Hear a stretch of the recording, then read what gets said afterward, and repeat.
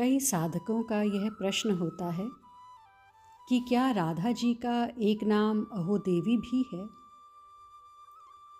प्राचीन पंचांग में तो अहोई अष्टमी जो कार्तिक मास में आती है उसे भी श्री राधा अष्टमी माना गया है।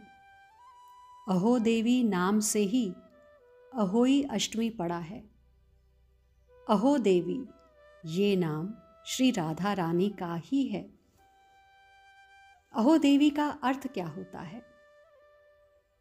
अर्थ है चमत्कृत कर देने वाली देवी, अनंत अनंत देवियों को जो चकित कर दे, अपने रूप से, अपनी मधुरता से, और तो और पर ब्रह्म भी जिनके रूप को देखकर चमत्कृत हो जाएं, उसे ही कहा गया है अहो देवी। श्री कृष्ण करुणा अमृत का आज का ये श्लोक, यहाँ भी वही बात है।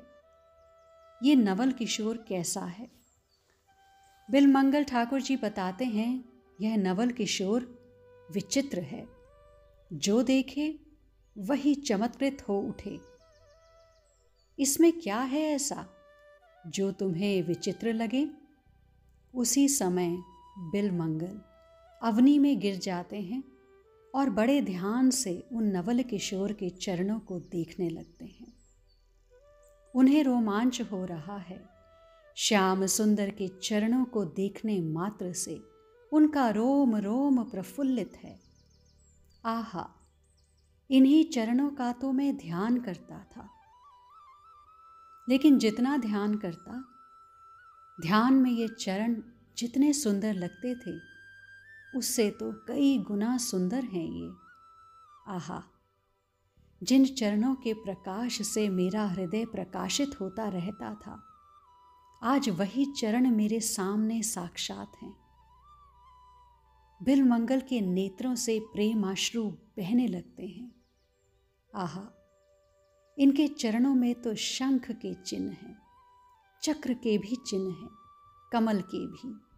और इन्हीं चरणों का ध्यान बड़े बड़े ऋषि मुनि सदा से करते आए हैं, कर रहे हैं। बिलमंगल अपने भाग को सराहते हैं। उन्हीं चरणों के दर्शन मुझ जैसे को हो रहे हैं। बिलमंगल चमत्कृत हो उठे हैं। पड़े रहते हैं कुछ समय तक उन्हीं युगल चरणों में। फिर एकाएक करवट बदलकर जब मुख अरविंद को निहारना चाहते हैं, तब तो और विचित्रता के भाव से भर जाते हैं ये। आहा, क्या मुख कमल है, बिलमंगल कहते हैं।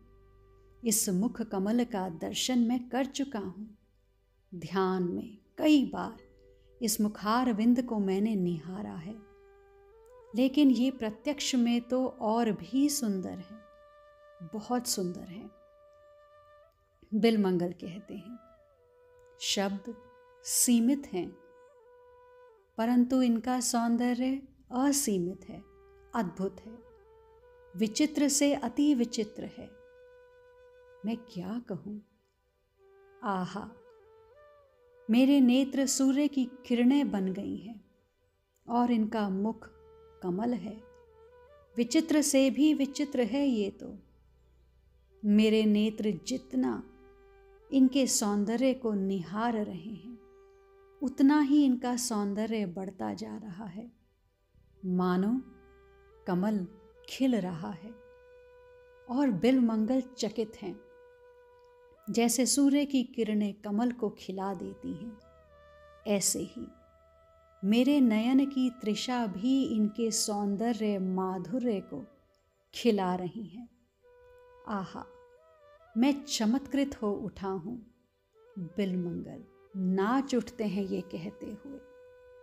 अत्यंत सुंदर प्रसंग है ये, अत्यंत सुंदर श्लोक है ये, जहाँ बिलमंगल ठाकुर जी बता रहे हैं कि साधक जैसा चिंतन करता है, प्रभु वैसा ही रूप उसके सामने प्रत्यक्ष में दर्शन देते हैं।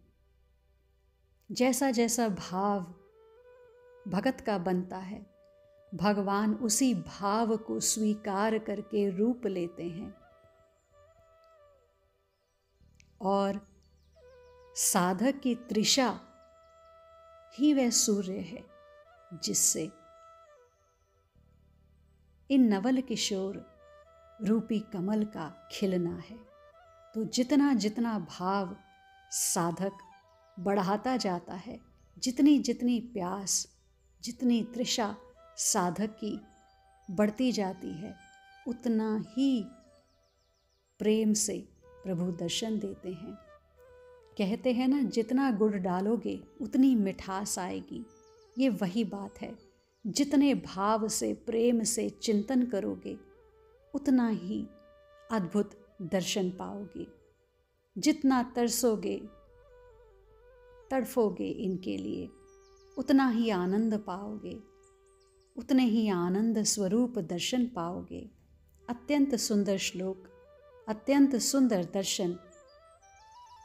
कृपा है श्रीमती राधा रानी की, कृपा है अहो देवी की, ये चमत्कृत कर देने वाले दर्शन प्राप्त होते हैं। आज के लिए इतना ही। शेष आगे।